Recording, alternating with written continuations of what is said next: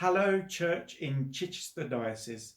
Father Steve here with some thoughts on today's Gospel reading for this Saturday in Easter week, which can be found in Mark. We read today that after the events of Jesus' death and resurrection, a chain of events begins that can be linked to the Church today. After his resurrection, Jesus appears to Mary Magdalene. Her response is immediate. She goes and tells the followers of Jesus. Here begins this chain of events. Jesus then appears to two more of the disciples, but in another form, physically, as someone else. They also swiftly go and tell the rest that Jesus was alive. Through these actions, Mary and the disciples become some of the very first links in a chain that connects us with them.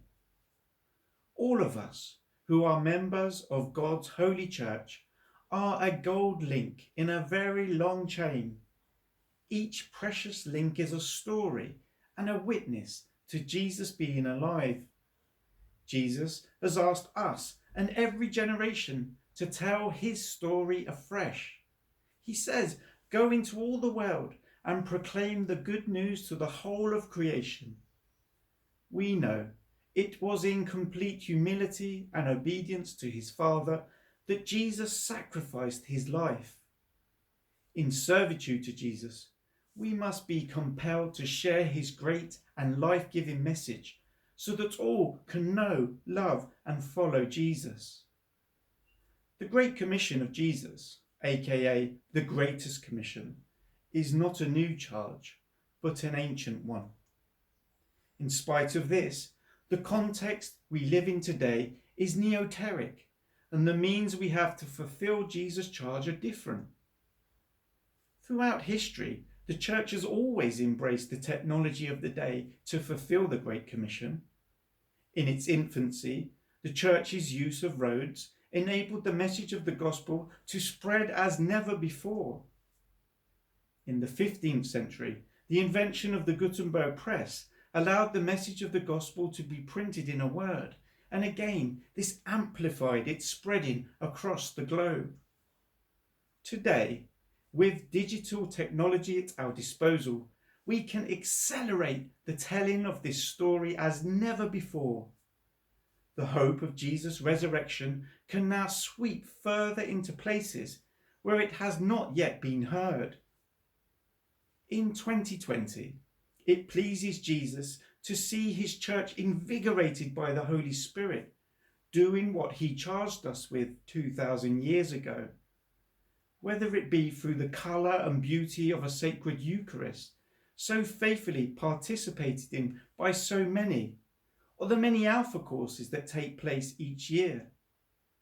I am sure we can all speak of the many clubs, house groups and outreach activities that we serve the people of our communities with. Perhaps, or even most importantly, we speak even more of Jesus by the way in which we live our lives on a daily basis, being Christ to all that we encounter. In undertaking all these things, we are fulfilling an ancient charge.